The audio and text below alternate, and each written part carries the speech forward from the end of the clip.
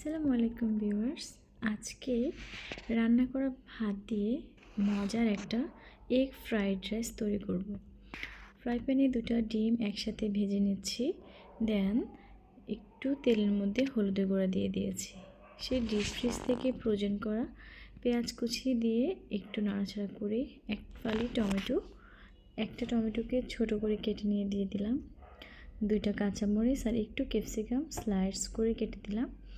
বেশ কিছুক্ষণ নাড়াচাড়া করে ভেজে নিলাম। আর আমার বাঁধাকপি ভাজি ছিল, তো ওইটা থেকে একটু অ্যাড করে নিয়েছি। ডিম, বাঁধাকপি, টমেটো সব কিছু মিলে এটা ভীষণ মজা হবে। বাচ্চার সবজিও খাওয়া হয়ে যাবে। তো আমার রান্না করা ভাত দিয়ে আমি এগ ফ্রাইড রাইস তৈরি করতেছি। এটা আমার বাচ্চা ভীষণ পছন্দ করে। স্কুলে সকালে যাওয়ার সময় বলে গিয়েছে, মা তুমি আমাকে ফ্রাইড রাইস করে দিবা। তো সিম্পলভাবে চাইলে আপনারা এভাবে ফ্রাইড রাইস করে দিতে পারেন। ডিমের একটা কম্বিনেশান, সবজি সব কিছু মিলে ভীষণ মজা হয়। আমার বাচ্চার টিফিনে আমি আজকে এটা দিব। ও সকাল 11টা থেকে ক্লাস শুরু হয় 3টা পর্যন্ত। তো আর বাসায় আসে না, ওখান থেকে ও কোচিংয়ে চলে যায়। তো আজকে এটাও ভীষণ মজা করে খাবে। আপনারা চাইলে বাচ্চার টিফিন এটা দিতে পারেন। আল্লাহ হাফেজ, bye bye, tata, take care.